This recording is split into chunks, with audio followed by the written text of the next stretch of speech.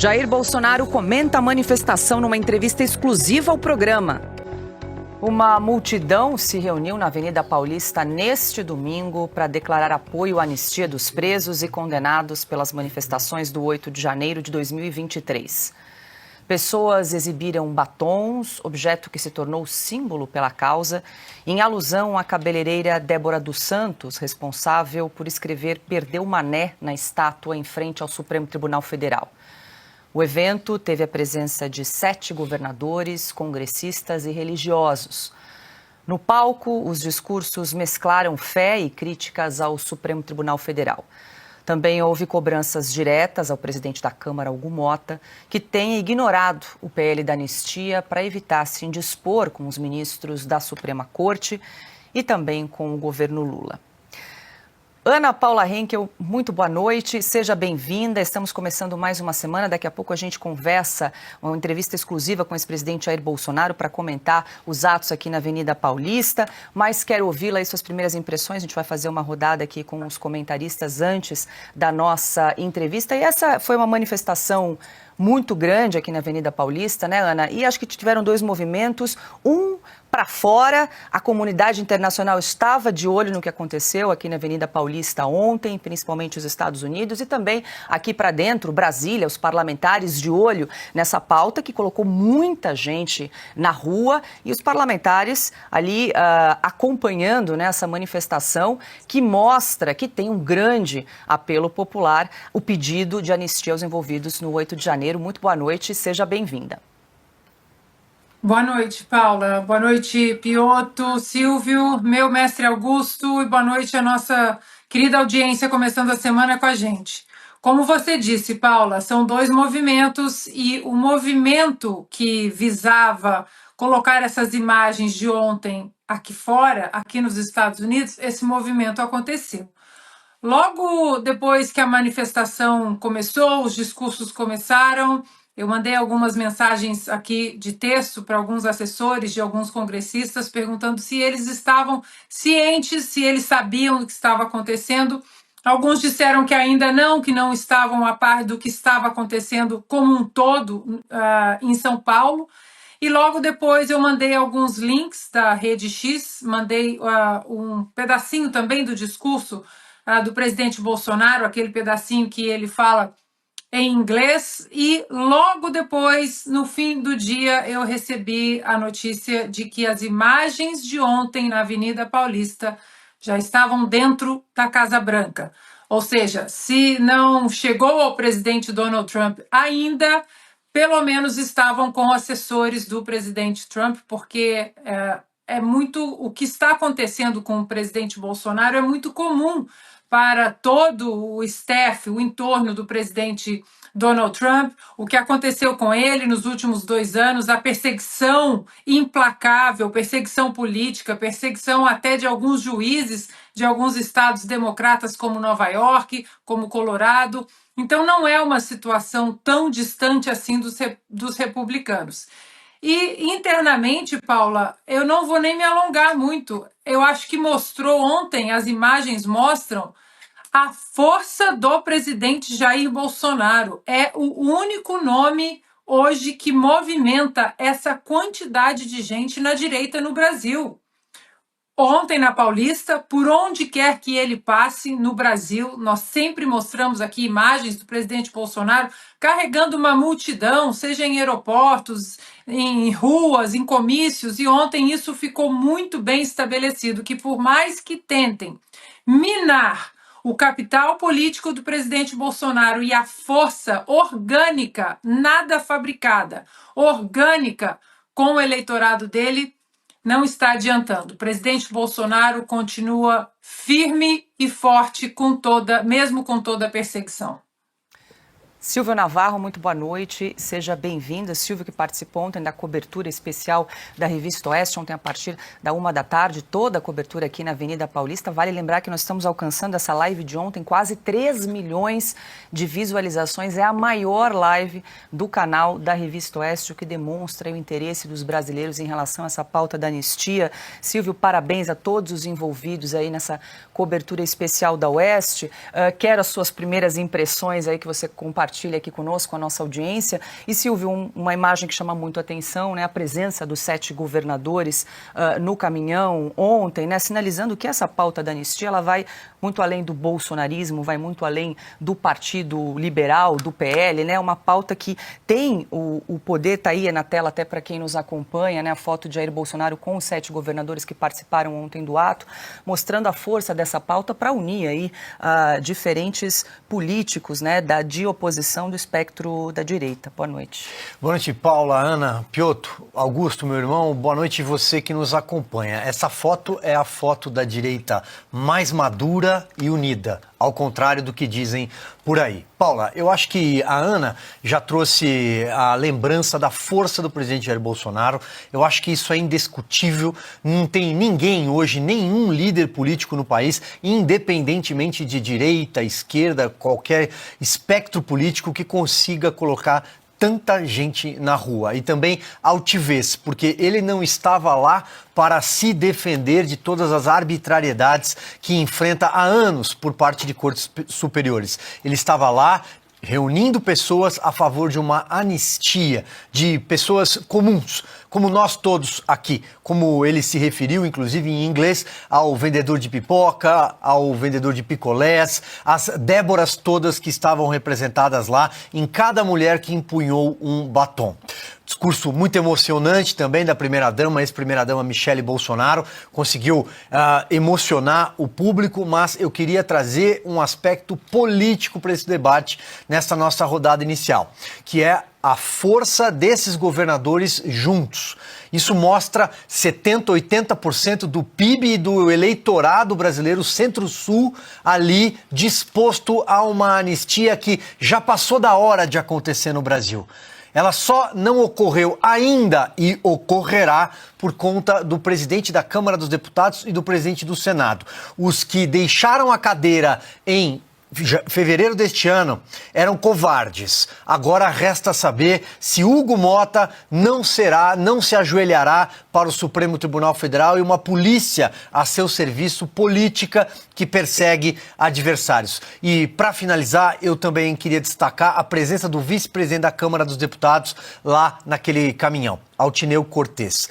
Ele é o imediato depois do Hugo Motta. E o recado ali foi claro, porque ele chamou o líder partidário que estava ali, a mão à frente, e perguntou num gesto que poderia ser tranquilamente o espelho do que acontece dentro do plenário da Câmara quando o presidente diz como vota o Partido Republicano, governador Tarcísio de Freitas, como vota o Partido Novo, governador Romeu Zema, como vota o União Brasil, governador Ronaldo Caiado. Lembrou do compromisso de Gilberto Kassab do PSD em apoiar a pauta da anistia. Citou o PP, o Progressistas, que também estava lá representado.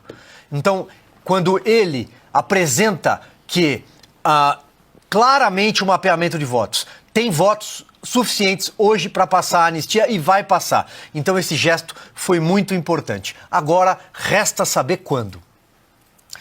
Entidades ligadas a instituições acadêmicas afirmam que o ato em favor da anistia dos presos do 8 de janeiro, na Avenida Paulista, em São Paulo, reuniu 44.900 pessoas.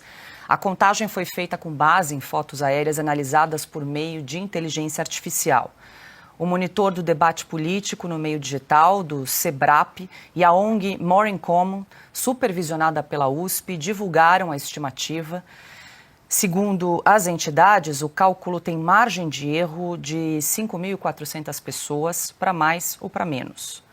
A análise coincide com o levantamento do Datafolha, Instituto de Pesquisa do Grupo Folha, que contabilizou 55 mil pessoas na Avenida Paulista. Questionada pela CNN Brasil, a assessoria da Polícia Militar de São Paulo informou que não vai divulgar a estimativa de público. Adalberto Piotr, seja muito bem-vindo. Estamos falando aqui de público, a gente está vendo as imagens que falam por si, né? A multidão que tomou conta da Avenida Paulista no último domingo, e a gente lembra do último ato aí convocado pela esquerda, né? Contra a anistia, que reuniu nem 5 mil pessoas nas ruas, e agora a gente vê essa multidão aí que se reuniu no último domingo. Muito boa noite. Boa noite, Paula. Boa noite, Augusto, Ana, querida, Silvio, a todos que nos acompanham. Confie nos seus olhos. Nada é melhor do que isso. Eu vou pedir novamente para a nossa produção mostrar essas imagens que nós pusemos aí. Me diga qual movimento no país hoje consegue juntar esse tanto de gente num domingo de forma voluntária, para usar uma expressão do movimento que foi de graça, foi porque acredita na causa, na defesa da anistia. Me diga lá quem é que consegue juntar todo esse grupo de pessoas imenso, independentemente dos números de milhares que os institutos estão calculando, ou essas ONGs, ou seja lá o que for, confie nos seus olhos. Ninguém chega perto disso. E mais que isso demonstra claramente que a pauta da anistia, em que pese essa, digamos, claudicância de Hugo Mota, o presidente da Câmara, essa neoclaudicância, né? Porque até outro dia ele era a favor, bastou jantar na casa do ministro Alexandre de Moraes e viajar com Lula para o Japão, voltou uma outra pessoa. Mas isso demonstra que a pauta da anistia, a pauta da defesa real da democracia, do Estado Democrático de Direito hoje no país, tem povo na rua. E eu vou recorrer a uma outra imagem que nós mostramos há pouco, a dos governadores, ali que o Silvio já mencionou. A pauta da anistia tem povo na rua e apoio político desta dimensão, sem contar os mais de 30 senadores que estiveram no movimento, mais de 100 e poucos parlamentares, ou seja, muitos deputados, e obviamente os que não vieram, mas que também apoiam a causa, segundo os próprios números de apuração dos que votariam a favor se a pauta da anistia fosse pautada na Câmara dos Deputados e também no Senado. Nenhum movimento tem tanta gente quanto este movimento e é crescente, muito crescente, e tem este apoio político. Apoio político também, ali, de viva voz, como também mencionou o Silvio, do que fez ali o vice-presidente da Câmara, o Altineu Cortes, chamando cada governador, dizendo, e aí, como vota o partido? Enfim, confie nos seus olhos. Eles valem muito mais do que qualquer mensuração, técnica ou não, por inteligência artificial ou não, desse ou daquele instituto, ONG, ou seja lá o que for. Confie nos seus olhos. Augusto Nunes, muito boa noite, seja bem-vindo. Falando em confiar nos próprios olhos, nós fizemos duas imagens, aí um comparativo com um ato que foi convocado pela esquerda no dia 30 de março, também domingo anterior, e a foto da direita e a foto da esquerda de ontem no ato na Avenida Paulista. Augusto, boa noite. Boa noite, Paula, nossa chefe, Silvio, meu irmão, Piotr, meu amigo, minha parceira querida Ana. Boa noite a você que nos acompanha. A campanha pela anistia decolou, já se trata de uma campanha.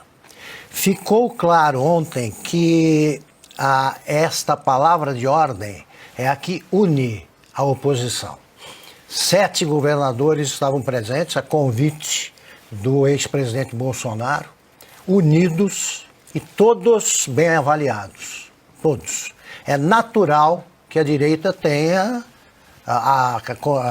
reúna pessoas que têm divergências quanto a determinado assunto, um ponto secundário, etc. Mas estão todos unidos, os governadores da direita democrática, com o ex-presidente, que é no momento o único homem do país que reúne multidões dessas dimensões, e todos querem o que o povo deseja, como mostram as imagens. Anistia já. Eu acho graça quando me defronto com esses números. Né? A inteligência artificial agora com margem de erro. Essa é ótima. Eles desmoralizaram a inteligência artificial, os drones, tudo. Né? E concordam, né? A Folha, o Datafolha e esse grupo de contadores de cabeças aí da USP, eles com a margem de erro, eles chegam ao mesmo número, 50 mil. Vamos lá. Se vocês pegarem uma foto de qualquer parada gay, ela pode ter essas dimensões, qualquer uma delas. A parada gay já foi avaliada há 2, 3 anos pela Folha, o público, foi avaliada em 2,5 milhões. 2,5 milhões. Então, você precisaria de umas 5 avenidas paulistas aí para acolher essa multidão. A Folha vai rever isso aí, como o Globo revê posições políticas tomadas há 50 anos. O que eles vão fazer com os números antigos? O fato é o seguinte, a Paulista estava lotada num domingo e num ano não eleitoral. porque o povo quer a anistia e a campanha, repito, decolou. Decolou. Eu acho que a demonstração de unidade foi o mais importante fato político de ontem. Então, estão todos os governadores unidos com o presidente Bolsonaro e vão conseguir a anistia já. Espero que a esquerda tente responder com outra manifestação. A última não chegou ao tamanho de uma procissão de vilarejo, como eu vivo dizendo, com os santos menos populares aí. Agora eu quero ver se eles respondem. Vem o Lindbergh, vem a mulher do Lindbergh, que é a Gleice, né? Também tem esse pecado no seu currículo, e vamos ver o que eles organizam. Vamos ver o que eles organizam. É isso que aconteceu ontem, o resto é conversa fiada. Como disse o Piotr, confie nos seus olhos. É isso que você está vendo. Foi o que aconteceu. Estamos de volta ao vivo em Oeste Sem Filtro. Nós seguimos repercutindo o ato em favor da anistia aos presos do 8 de janeiro ontem na Avenida Paulista, aqui em São Paulo. Nosso contato agora é com Jair Bolsonaro. Quero dar as boas-vindas ao presidente, agradecer mais uma vez a gentileza de conversar conosco nesta segunda-feira. Muito boa noite. Boa noite a todos da Oeste.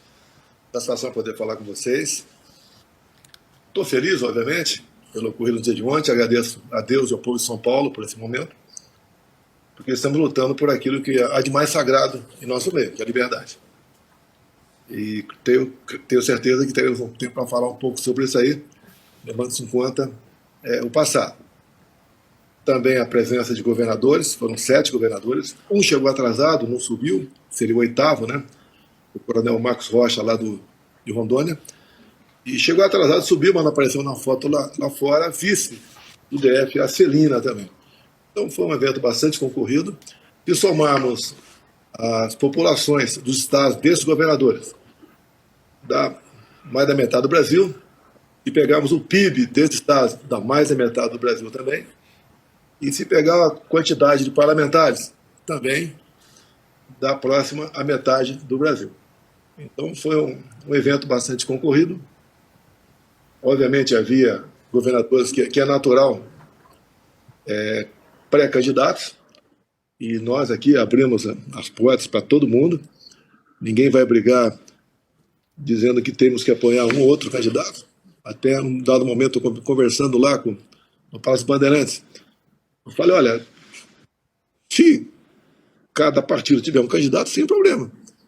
No segundo turno a gente vê com quem se alinha. Então esse é o caminho, pouco de política e muito de sentimento. Realmente o caso Débora choca o coração, mexe com a gente. Eu estive com a missionária mãe da Débora, ela continua chorando quando fala na filha, tem a preocupação quando acabar aí o pedido de vista do ministro Fux, ele vai ter que proferir o voto dele. Se vai condenar ou não, não sabemos. Nós sabemos que dos 11, né, 2 têm divergido, o Cássio e o André têm votado pela inocência. Eu espero que o Fux também vote pela inocência. E nós comecemos, dentro do Supremo Tribunal Federal, tirar um pouco a emoção de lado e decidimos com razão o futuro dessas pessoas. Presidente, deixa eu aproveitar então e perguntar para o senhor falou sobre a presença dos governadores no ato da Avenida Paulista. Foi o senhor quem convidou esses governadores para participar aqui na Avenida Paulista? E se o senhor acredita que essa pauta da anistia seja aí uma pauta capaz de unir toda a oposição e a direita no Brasil?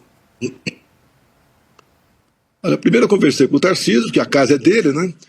E ele deu o sinal verde. Ele mesmo fez o convite para vários, eu também fiz.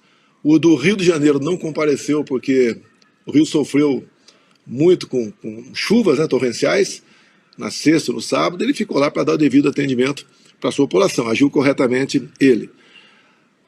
Essa pauta da anistia humanitária, vai ganhando corpo entre políticos, governadores, parlamentares, a população vai se conscientizando do que está acontecendo, radicalmente contra a situação. Os partidos de esquerda, PT, PCdoB, PSOL, E eu vejo que tem gente de alguns partidos, eu converso também, que gostaria de votar conosco, mas ficam amarrados na orientação partidária. Porque até mesmo a esquerda não concorda com o que está acontecendo. Quando vê a Débora, por exemplo, que está mais conhecida, com 2 crianças pequenas em casa, uma de 10 e outra de 7 anos, vou imaginar que o pior aconteça, ela seja condenada, né, aos 14 anos. A Polícia Federal vai buscá-la lá na sua casa, vai tirá-la do contato com seus filhos, vai arrastá-la para um camburão e levar para uma penitenciária, deixando 2 filhos pequenos em casa. Eu até queria, me permite aqui, vocês da Oeste, fazer uma reflexão. Vamos imaginar que no dia 8 de janeiro, o pessoal entrou, né? Nós achamos correto a Polícia Militar e Civil agir para tirar o pessoal de dentro dos prédios públicos, mas vamos supor que eles ficassem lá dentro. No dia seguinte, quem seria o presidente da República? A irmã Hilda? Quem estaria presidindo a Câmara? O pipoqueiro? Quem estaria presidindo o Senado? O sorveteiro? E quem estaria à frente do Supremo? A Débora? É isso? Então a gente vê que uma coisa absurda caracterizar o 8 de janeiro como uma tentativa armada de golpe de Estado. A gente fica aqui, às vezes, né, até repetindo, né? Se você vai na Polícia Legislativa do Senado, da Câmara, pergunta, alguma arma de fogo foi apreendida? Não, nem arma branca. Mas como é que tentativa violenta, armada, de mudar o Estado Democrático de Direito? Não existe. Até o meu caso em si, eu estou também sendo acusado de depredação de patrimônio. Eu estava nos Estados Unidos, né? Como é que eu depredei o patrimônio? E a outra, eles não conseguem me vincular o que aconteceu em novembro e dezembro a 8 de janeiro. Eu não estava aqui, eu até digo, o plano deles, né, só não foi perfeito porque eu não estava no Brasil. Se eu estivesse aqui, com toda certeza, a Polícia Federal teria invadido a minha casa naquela noite de domingo, ou na madrugada de segunda-feira, e me arrancado daqui. Eu estaria preso até hoje, não sei se estaria vivo, mas no mínimo preso até hoje, por esse absurdo que querem caracterizar um movimento que saiu do rumo e alguns poucos partiram para a depredação, porque quando o pessoal do acampamento chegou lá, já estava tudo depredado, estava tudo quebrado. Você vê imagens de pessoas sozinhas, por exemplo, danificando o patrimônio dentro da presidência da República. E até mesmo Lula tem vídeo dele falando, eu quero saber quem foi que facilitou a entrada deles aqui, porque entraram muito facilmente. E eu sou testemunha disso também. Eu fui presidente. Tínhamos sempre uma guarda de média 60 pessoas no porão lá da presidência, bem armados, e pronto para reagir a qualquer preço. Até atirar, se for o caso, para não deixar invasão em qualquer hora do dia ou dia da semana. Então é uma coisa muito esquisita, né? Mas que cada vez mais a população vai entendendo o que aconteceu e o objetivo final deles, a cereja do bolo deles, seria a minha prisão. Para falar, tá vendo? Olha aí, ó, o grande golpista. Eu até digo, quando a gente ouve falar em golpe pelo mundo, e um golpe que não é bem sucedido, você tem sempre um comandante para ser preso. Ou um chefe militar, ou um ex-presidente, ou uma pessoa com certa influência na sociedade. Aqui não. Aqui a tentativa de golpe, segundo eles, né, começaram prendendo os pobres coitados, para tentar chegar agora numa cabeça que não existe. Nem eles queriam dar golpe e nem tinha cabeça. O próprio ministro Zé Múcio disse no Roda Viva, há uns 2 meses aproximadamente, golpe de Estado, estão as Forças Armadas na frente, o povo atrás. E ele disse, não houve golpe de Estado. A própria Polícia Federal também declarou há poucas semanas que num golpe de Estado você tem que ter um núcleo aí econômico, né? Alguém para movimentar aí recursos, que afinal de contas, um golpe não é vamos lá e um piquenique, um passeio no parque, não é isso? Presidente. E a Polícia Federal chegou à conclusão que não existe também, não existe um núcleo financeiro para bancar isso aí. Agora você vê do outro lado, sim, o próprio Flávio Dino, aquela desculpa esfarrapada dele que não tem vídeos, não tem imagens, assim como disse o governo logo após o dia 8, não existiam outras imagens, só tinha aquela daquele magrinho, né, com a camisa minha, com a minha estampa lá no peito, derrubando o relógio. E depois apareceram vídeos outros, via CNN, mostrando ali o G. Dias passeando, né, tranquilamente entre terroristas e golpistas. Que no primeiro momento, esse personagem foi tratado como terrorista. Um movimento terrorista, onde um tiro sequer foi disparado, uma arma branca sequer foi apreendida, ninguém foi decapitado, nada aconteceu. Presidente, E a gente... só para a gente fechar aqui, para eu incluir os meus parceiros de bancada aqui nessa conversa, para a gente aproveitar melhor esse tempo juntos. Presidente, deixa eu passar aqui para Augusto Nunes. Boa noite, presidente. Muito obrigado pela entrevista. Eu queria saber o seguinte, o senhor está envolvido num processo aí em que os alvos são acusados de planejarem a morte do presidente da República, do vice-presidente da República e de um ministro do Supremo. Agora, quem sofreu um atentado real foi o senhor. Como é que o senhor compara o comportamento dos investigadores? No seu caso, foi um atentado de fato, com essa farsa que eles estão montando sobre enforcamento, morte na estrada de autoridades. Augusto, olha só. Primeiro falar no enforcamento aí, né? Enforcamento e também sequestro e envenenamento. Foi encontrado no laptop de um general da reserva esse plano chamado Punhal Verde e Amarelo. São 2 páginas. Não diz ali o nome das pessoas nesse plano bastante infantil. Então se chega à conclusão que seriam aquelas 3 autoridades.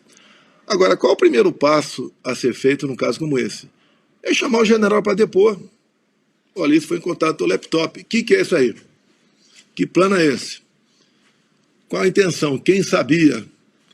Agora, por que não tomaram o depoimento do general? Porque interessa continuar a narrativa, queriam matar essas 3 pessoas. E com toda certeza o general vai ter uma explicação para isso. Até pela infantilidade daquilo que está lá. Foi ele que fez? Alguém que fez? Como é que apareceu lá? Então não toma o depoimento dele exatamente para continuar a narrativa. É semelhante, o Augusto, a questão do Felipe Martins. 2 coisas. Já que ele teria fugido dia 30 de dezembro de 22 comigo, eu que fui tantas vezes depor na PF, inclusive por importunação de baleia. Por que não me convocaram para depor se o Felipe Martins estava ou não no avião presidencial? Já que o coronel Cid, né, que eu duvido da delação dele, tendo em vista a forma como ela foi concedida, o Cid estava no meu avião. Por que ele não foi convocado? Ou então por que na delação ele não foi perguntado, se é que foi ignorar a resposta, se o Felipe Martins estava ou não dentro do avião? O que interessava para eles manter o Felipe Martins preso. Que o Felipe Martins preso, caso ele aceitasse uma delação premiada, tá, para falar aquilo que essa parte da PF queria que ele falasse, essa parte da PF com criatividade e com subserviência também ao seu chefe, né? Isso não foi feito.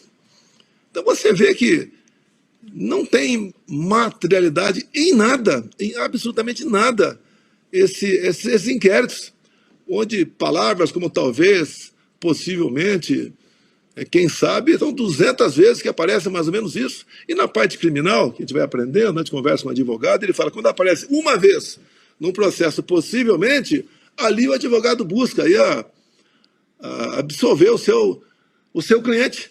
E comigo são 200 de vezes que palavras duvidosas aparecem. E nós não conseguimos rever isso, até porque a pessoa que é o dono do inquérito, ela é vítima, ela interroga, ela vai ser juiz, ela dá dica ao delator, ela é tudo. E essa pessoa não vai querer, no meu entender, mostrar a verdade ali. Ela quer mostrar que ela está certa e ponto final. E o objetivo é condenar.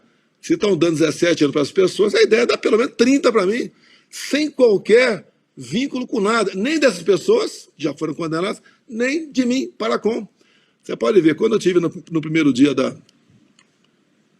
quando eu fui tornado réu, né, tive no Supremo, o próprio Alexandre de Moraes falou que 500 pessoas aceitaram o acordo de não persecução penal. E pelo que eu fiquei sabendo, nenhuma pessoa me acusou de nada. Que não tem nada, nenhum contato meu com ninguém. Quando eu saí do Brasil, saí chateado daqui, sim. Algo me iluminou, saí do Brasil e aconteceu aquilo. Agora, qual é a relação minha com o 8 de janeiro? Não existe. Talvez queiram inventar aí aquela história do domínio do fato. Que domínio do fato? O próprio Cid, na delação dele, já que eles levam tão ao pé da letra, né, diz, olha, a maioria dos militares estava em greve e ficamos sabendo, ele ficou sabendo através da mídia, através da televisão e mídia social. E aí os caras querem, como não acharam nada, foram para cima de mim, joias. Está aí o TCU dizendo que as joias, né, personalíssimas, são dos respectivos ex-presidentes, independente de seus valores. Cartão de vacina, que é um negócio também que seria básico para anular a delação agora, porque quando foram atrás do Cid, atrás de uma possível vacina falsificada, né, foram atrás disso, e o telefone dele ali acharam outras coisas, e começaram investigações. Isso, pelo que eu sei, eu não preciso ser formado nisso, né, mas a gente aprende, isso aí é pesca probatória, o Fish Expedition, já para ser anulado esse inquérito totalmente. Eu vi há poucas semanas, o Augusto, ser arquivado o inquérito aí contra alguém acusado de corrupção pelo tempo de duração do inquérito, 4 anos.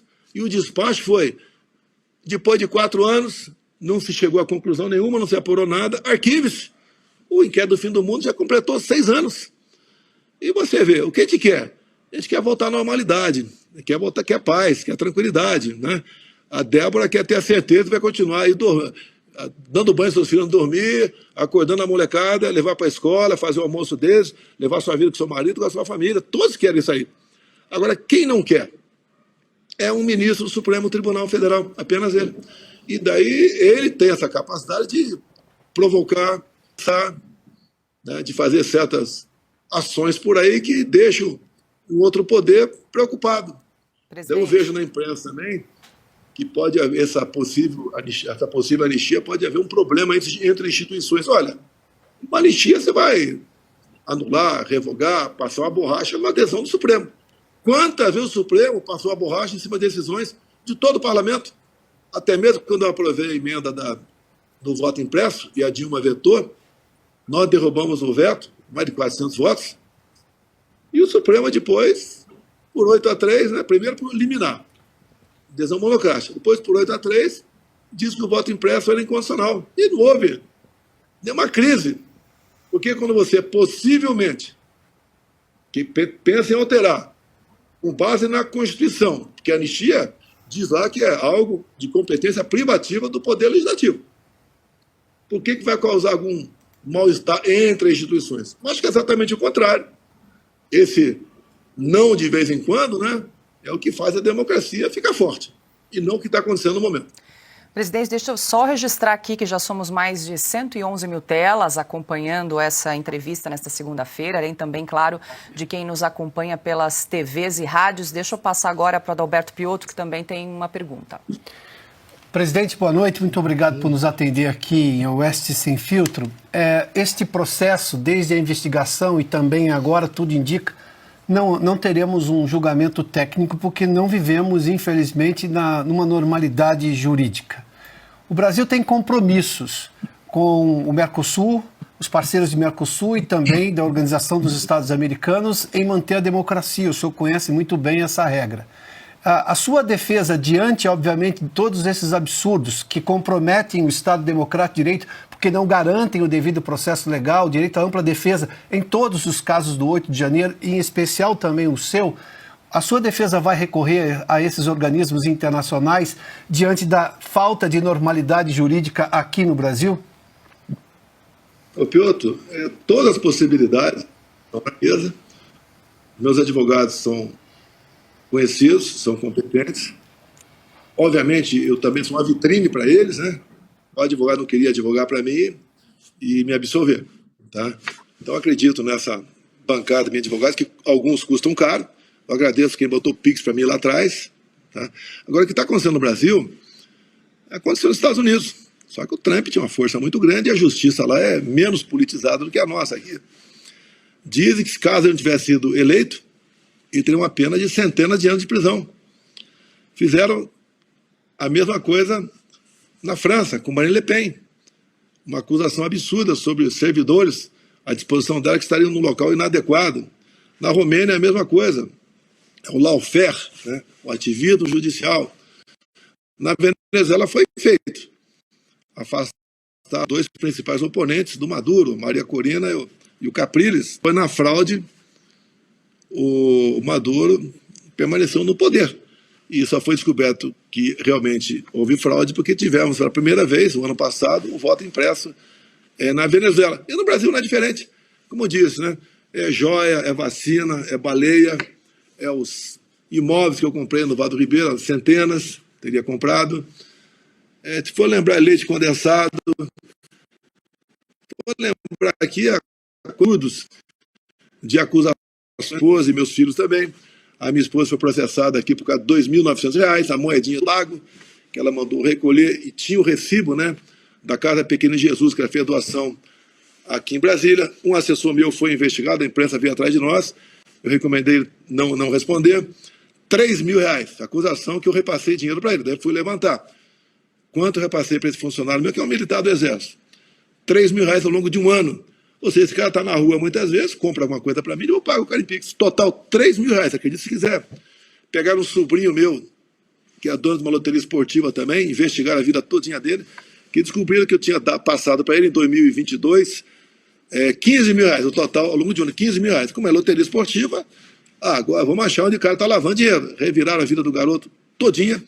E nesse repasse todo, eu expliquei. Foram aí uns 20 repasses, um pouco mais. E todos os repasses, né, quase 90% deles, ou 35% da Mega Sena de 6 números, 7 números. O repassado fora desse montante, né, é quando eu ganhei a quadra por 2 vezes no ano passado, e daí sobrou uma fração lá, daí eu completei com essa fração, mas dá muito de 5, 35. Os caras, então, eu fico revoltado com isso. Me investigaram também, porque eu tinha, das minhas economias aqui, R$ 800 mil no final de 22, no Banco do Brasil. Inclusive, estava na caída de poupança, não tinha aplicação. Eu transformei em dólar e depositei no BB América e fui para os Estados Unidos. Então, fui investigado, que seria o dinheiro do golpe. Deu US$140 mil. Eu acho que US$140 mil dá para 10 minutos de golpe. Tá? Depois acaba o dinheiro. E outra, se fosse botar uma grana para golpe, não seria os Estados Unidos. Seria no paraíso fiscal. E não da minha poupança. Então, esses absurdos todos, os caras levantam e jogam e a imprensa espalha. Como, por exemplo, aquela minha fuga de jet ski lá na Vila História de Mambucaba, em Angra dos Reis. Os caras publicam e depois que se exploda. Pô. Como teriam achado um laptop da BIM na casa do meu filho Carlos. E foi achado, sim, na casa de um coronel que era casado com uma senhora que trabalhava na BIM. E assim os caras vão fazendo as suas historinhas para te desgastar. E não tem tido sucesso. Então, agora resolveram arquivar alguns, né? Falta um montão para ser arquivado ainda, espero continuar arquivando. E estão focando, estão apostando todas as fichas no golpe. Que o golpe que interessa para eles, né? Vão condenar esse cara a 30 anos de cadeia, e daí acabou a direita no Brasil, e o Lula aí pode vir candidato aí, fazer uma campanha semelhante ele fez em 22, né? Sem povo, sem ninguém, que a vitória dele está garantida. Já somamos mais de 122 mil telas nesse momento. Presidente, deixa eu passar para a Ana Paula Henkel, que também tem pergunta. Boa noite, presidente. Obrigada pela entrevista, pelo tempo aqui com a gente. Presidente, ontem, no fim do dia, eu soube que as imagens da belíssima manifestação na Paulista, as imagens já chegaram até a Casa Branca. Gostaria que o senhor falasse, comentasse, se pudesse, o trabalho do deputado Eduardo Bolsonaro aqui nos Estados Unidos, o que ele tem dito para o senhor em relação à repercussão de tudo que tem acontecido no Brasil, não apenas com o senhor, mas com a família Bolsonaro. Quais são as atualizações que o senhor pode passar para a gente do trabalho do Eduardo aqui nos Estados Unidos, junto à administração do presidente Trump? Ana Paula, o próprio Eduardo tem dito, né, em pequenos vídeos, o que ele está fazendo nos Estados Unidos, os contatos que ele tem feito e o que ele persegue lá. Ele não veio para o Brasil depois de uma férias, né? porque a preocupação era grande na apreensão do seu passaporte. E já se tinha notícia aqui que ele teria um inquérito preparado só para ele. Conspiração contra o Estado Democrático de Direito. E daí você abre o inquérito, daí você faz o que bem entender. Você fica aí ao sabor da boa vontade dessas pessoas. Então o Eduardo, bem entender, está fazendo um trabalho muito bom lá, mostrando para o mundo o que está acontecendo aqui no Brasil. Ele tem um certo relacionamento com a família Trump, muito bom com os filhos dele, outros parlamentares também. E o que quer? Ele quer que o Brasil volte à sua normalidade. Assim, quando eu falo aqui, né, que pretendemos um Senado forte, não é para perseguir ninguém. É um Senado que, quando alguém ou outro poder começa a responsabilidade dessas pessoas, a gente volta à normalidade. Cada um tem que estar no seu quadrado. E hoje nós vemos que não é isso que acontece. Temos uma pessoa no Brasil que pega uma caneta e te bota na cadeia. Qual o motivo? Não interessa. Como está o Braga Neto preso. Uma coisa completamente absurda. O inquérito já havia sido entregue pela Polícia Federal ao senhor Alexandre de Moraes. E ele foi acusado de como é que é o processo? Atrapalhar o processo, né? E não justifica isso aí. Está preso até hoje. Até o Malafaia teve um desabafo ontem, lá na Paulista, não vou repetir aqui, porque eu sou capitão do Exército, né? Eu fiquei muito triste, não com o Malafaia, mas com as verdades que ele falou. Realmente é revoltante a gente ouvir isso aí. E ele fala, ninguém queria dar golpe nenhum, não. Mas o que está acontecendo é isso. E se dirigiu aí a algumas autoridades fardadas, né? E, infelizmente, se você vê algo errado acontecendo com alguém do teu lado, se você tem poder de interferir, você interfere.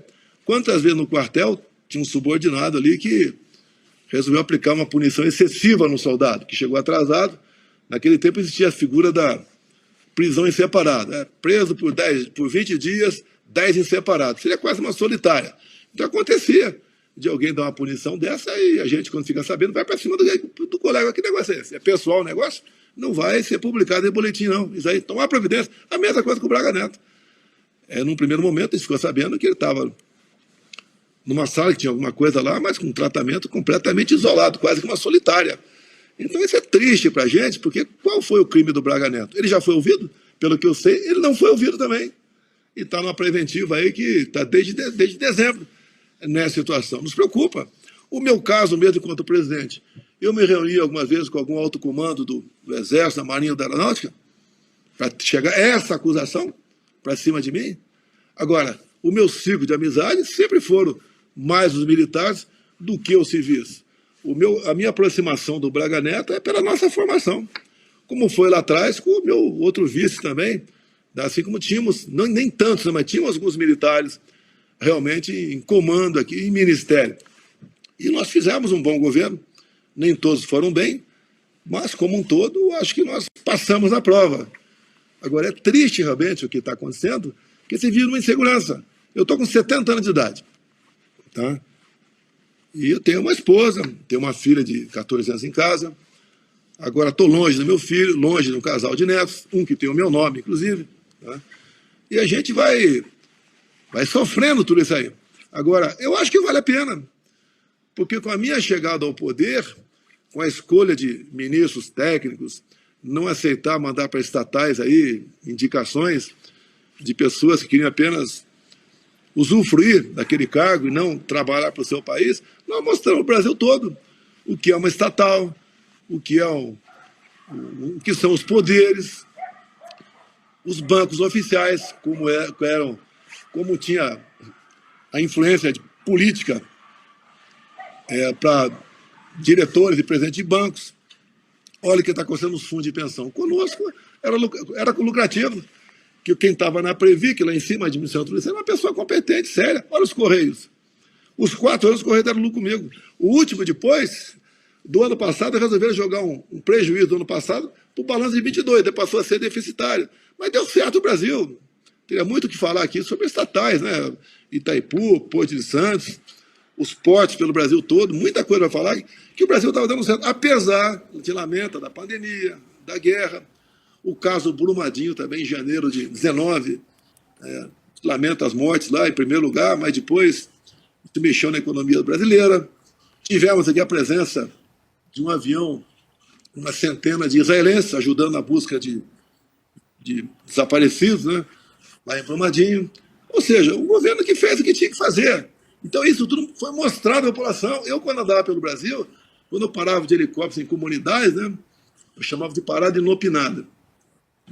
Na primeira vez que eu parei, tinha um cara lá que reclamou, o ministro reclamou. Esse cara não viajou mais comigo, está com medo da segurança. Olha, o helicóptero pode pegar uma pedra. Ô, companheiro, tá com medo, sai fora, cara. Que helicóptero de combate, cara. Ou seja, alguém do teu lado já querendo que você não tivesse acesso ao povo. Quando você para numa vila pequena, tem lá 100, 200 casas, e vê o pessoal pobre, e entra no boteco, toma uma Coca-Cola, dá uma tacada na mesa de sinuca, senta com a pessoa idosa ao teu lado, faz um carinho, ouve. Isso vai marcando a gente. Vai marcando a gente. Presidente. Então, isso tudo. Sim. Deixa eu seguir aqui com as perguntas. Agora, Silvio Navarro tem uma pergunta também para o senhor. Presidente, boa noite.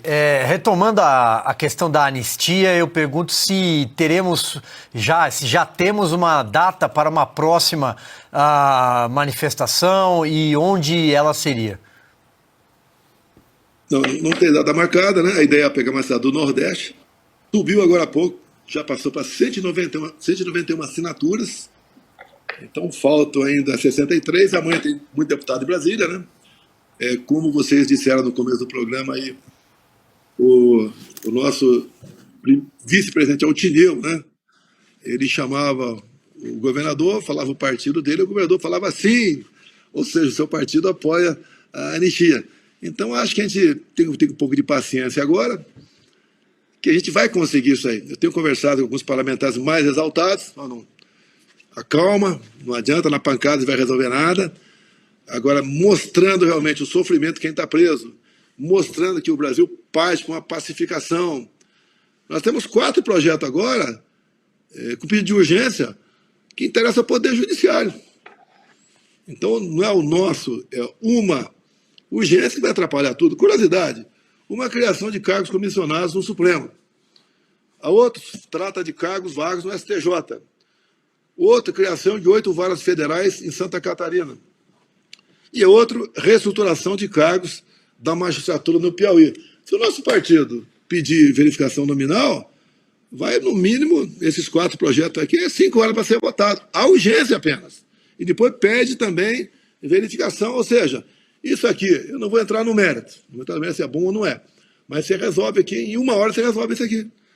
Agora, por que não deixar o parlamento decidir a anistia? A gente não quer impor nada, nem vai impor, quem somos nós? Tá? Não queremos forçar nenhum líder a nada.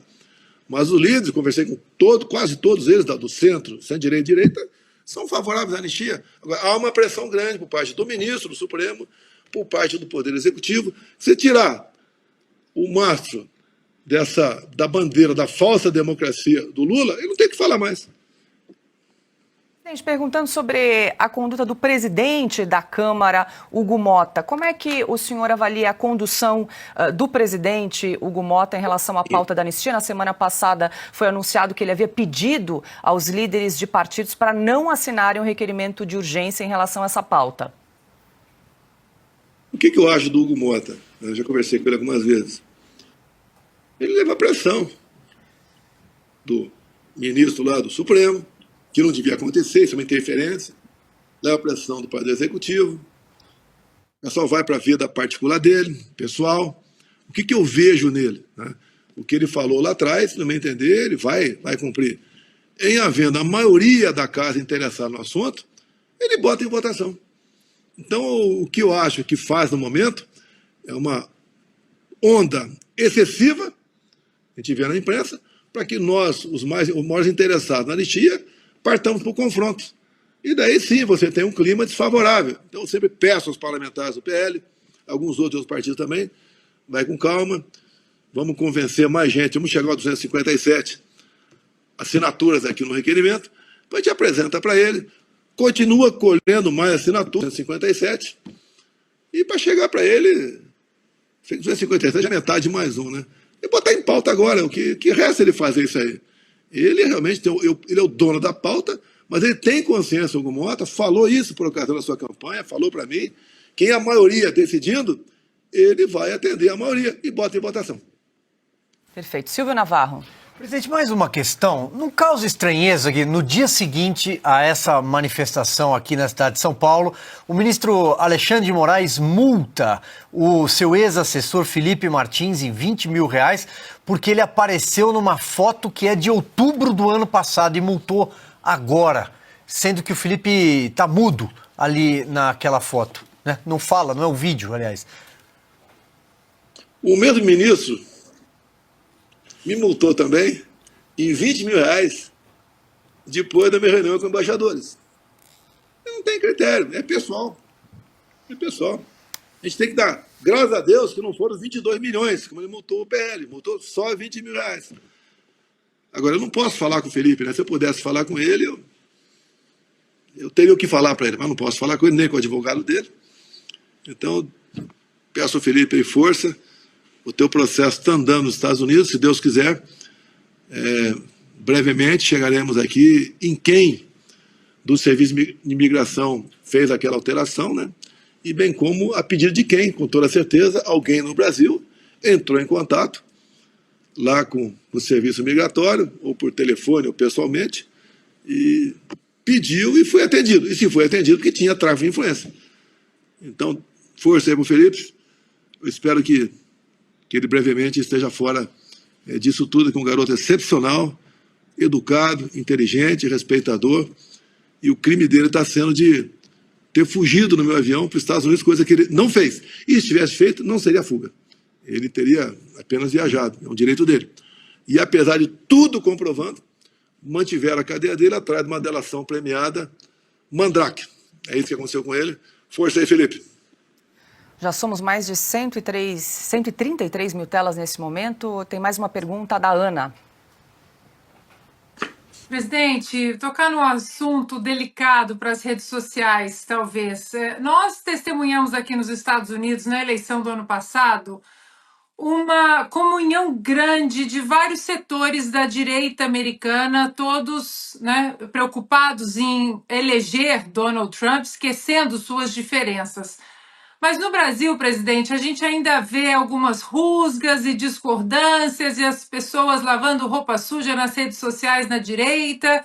E o que o senhor falaria para essas pessoas que alguns de forma perniciosa, outros de forma inocente, tentam dividir a direita, mas eu acho que a foto ontem na Paulista, não é, presidente, com todos os governadores, várias alas da direita, acho que mostra uma união, não apenas em prol da anistia, mas também do nome, né, em torno do nome do senhor para 2016, se for possível. O que o senhor tem a dizer para pacificar essas brigas dentro da própria direita? Ela já foi mais virulenta. Eu mesmo conversei com alguns desse time do lado. Está do nosso lado, mas está se julgando o censor do mundo. Onde alguém de direita fala alguma coisa, ele é contra e já ataca todo mundo. Porque comportamento semelhante a esse, né, lá atrás, fez com que ajudou, né, com que o Lula chegasse aí ao poder. E a mesma coisa para 26. Tem vários candidatos, apareceu o Caiado, já se lançou candidato, tá? Alguns outros ciscam, mas não se definiram ainda, eu acho que é um pouco cedo para se definir. E eu disse lá para os governadores lá no Palácio do Bandeirantes, olha, da minha parte, nada, não vou bater nem criticar nenhum de vocês vindo candidato. Pode ter certeza, da minha parte também, no segundo turno estaremos juntos. Que se houver vários candidatos da direita, está na cara que a gente vai alguém da direita com a esquerda. E no segundo turno a gente resolve essa parada. Se não der para resolver entre nós antes, a gente vai resolver depois. A gente não pode continuar com a esquerda destruindo o nosso Brasil. Até costumo dizer, para que não haja dúvida, né? Me aponte uma boa ação do Lula ao longo de 2 anos e 3 meses. Até para os mais pobres aí, como é que está a sua vida? Como é que está o preço dos mantimentos do supermercado? O combustível, eu deixei abaixo de R$5 a gasolina. Deixei na casa de R$2,50 o etanol, aí em São Paulo, pelas medidas que nós tomamos. E ele desfez essas medidas quando voltou a cobrar os impostos federais de combustíveis. E apesar, um lado bom para o atual governo foi que comigo estava um pouco acima de $100 o barril lá fora, de petróleo. Hoje está na casa dos R$80. Tudo favorável a eles, mas não conseguem manter uma política econômica saudável. Afinal de contas, né, a política do Lula é gastar, é torrar, é fazer o possível e o impossível para ganhar a eleição esbanjando. Né? Como se você, gastando, você fosse trazer dias melhores para a sua população. Essa conta vai ser paga na frente. Já ultrapassamos a 9 trilhões de reais nossa dívida, vê a taxa Selic, né, mínimo em cima disso por ano, dá mais de 1 trilhão e 300 bilhões por ano só para rolagem de dívida ou amortização. Isso dá quase 3 bilhões por dia. Fica difícil você sonhar e sair desse cipoal. Agora, de quem é a responsabilidade? É de quem gasta mais do que arrecada. É o cara que está aí. Tem um ministro da Economia que não sabe economia, ele mesmo confessou. Eu confessei que eu não sabia, mas eu não dei piruada junto ao Paulo Guedes. Cada 100 observações que eu dava para ele, eu acolhia uma minha. Não sei se porque eu merecia ou para fazer uma média comigo, mas demos certo na economia. Tanto é que, apesar das crises, da pandemia, gastamos 1 trilhão na pandemia, apesar da guerra lá fora, terminamos 22 com 54 bilhões de reais em caixa. E a taxa de juros caindo. Presidente, deixa eu aproveitar e embarcar uma carona aí na pergunta do Silvio. Ele perguntou quando será a próxima manifestação. Estava verificando um vídeo do senhor que foi publicado no perfil do senador Rogério Marinho, que o senhor fala, ele fala da Rota 22, que o senhor vai estar em Natal, no Rio Grande do Norte, na próxima sexta-feira. O que é esse projeto, presidente? Olha, a gente vai fazer em vários estados do Brasil. É uma rota, né? Um caminho. Eu vou posar meia-noite de quinta-feira, né, para sexta, e o Marinho arranca meu couro na sexta e no sábado. Vamos passar nos 15 municípios, dá uns 800 quilômetros de estrada, o percurso todo, e sábado à noite eu retorno. Contatos com a população, prefeituras pequenas, tá? Uma paradinha lá de 30 a 40 minutos, bate o papo, faz um discurso. O Marinho, na última vez que estive lá, num dia fizemos 11 municípios. Tá? Então o povo gosta, se faz presente, a gente tem o que falar para eles, tem o que mostrar para eles, e a gente fica agitando. Não é um movimento semelhante ao da Paulista. Então, Rota 22, não sei qual é o próximo estado, né, mas pretendemos estar em todos os estados nos próximos meses.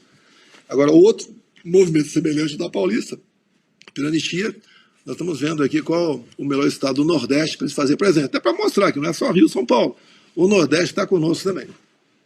A gente está caminhando para o fim dessa entrevista. Presidente, tem algum outro assunto que a gente não tenha tocado, que o senhor queira se posicionar, falar para a gente finalizar aqui essa conversa de hoje? Sou apaixonado por todos vocês aí da Oeste. Parabéns pelo trabalho que vocês fazem. Augusto, você é meu líder aí, tá? Parabéns a todos vocês, da forma como vocês conduzem. Obrigado. O jornalismo brasileiro. Também acabei de fazer 70 anos de idade, né? Lá atrás, a gente se pautava muito pela mídia. Hoje em dia, nem tanto. Então a gente espera também que a mídia se recupere. Tá? E faça realmente um jornalismo saudável. Lá atrás, quando fui obrigado a cortar verbas publicitárias, não foi por perseguição à imprensa. Eu fui o único chefe de Estado do Brasil, que obedeceu o teto de gasto. Então eu tinha que cortar, vou cortar onde? E eu falava para alguns jornalistas, olha, a economia dando certo, a grande fonte de vocês vai ser a iniciativa privada. Se o povo tem dinheiro, vão comprar coisa. E anunciando, vão comprar mais ainda. Essa foi a política nossa lá atrás. Não foi de perseguição junto à imprensa, né? Mas a imprensa não gostava muito de mim, talvez pela minha formação, pelo meu comportamento encrenqueiro, que eu fui ao longo de 28 anos dentro da Câmara dos Deputados. Mas faz parte da regra do jogo. Estamos melhores hoje em dia, para ter certeza, né? Eu e o Augusto somos igual vinho, quanto mais velho, melhores, né? E a gente tem muita esperança de ajudar com o futuro do Brasil. Augusto, você está chipado, Augusto?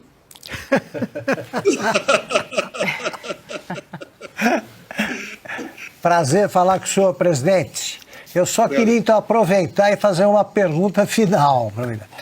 Ela está dizendo, num comentário anterior, que o senhor conseguiu unir a oposição toda em torno de uma palavra de ordem, né, anistia já, e que decolou a campanha.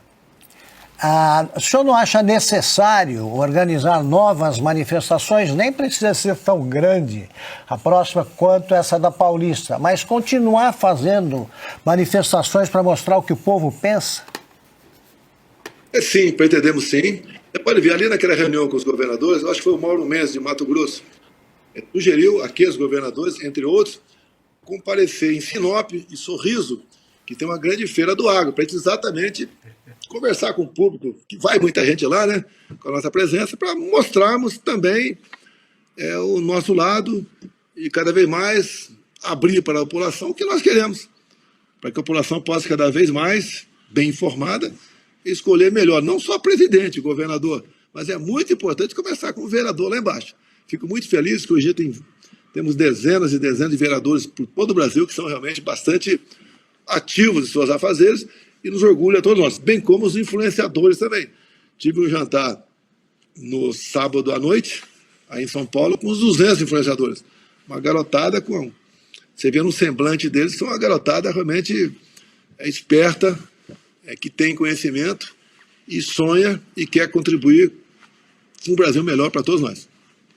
Presidente, estaremos juntos aí na Norte Show em Sinop, parte aqui da bancada de Oeste Sem Filtro estará em Sinop no próximo dia 16, Augusto Nunes, Silvio Navarro e eu, então a gente se encontra logo mais. Deixa eu agradecer mais uma vez a gentileza da entrevista, uma boa noite para o senhor, ótima semana.